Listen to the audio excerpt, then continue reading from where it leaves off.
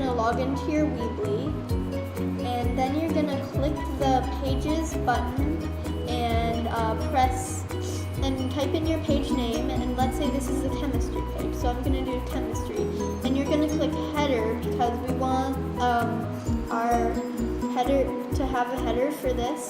So then you're gonna do save, and it's gonna load for a while. So, and then eventually we'll get back to our chemistry page.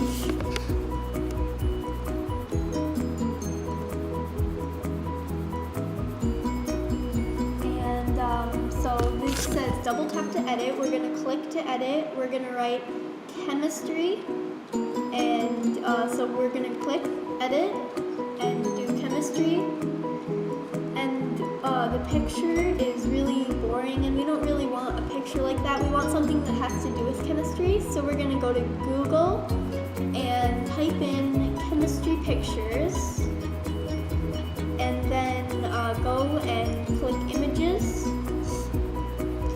and then find an image that has to do with it, and let's say we like this one, so we're going to click it, and we're going to press on it until it says save image, then go back to Weebly, click edit the image,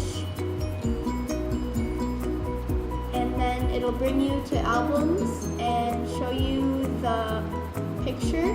So click it, press done, and that's our header picture and our header page.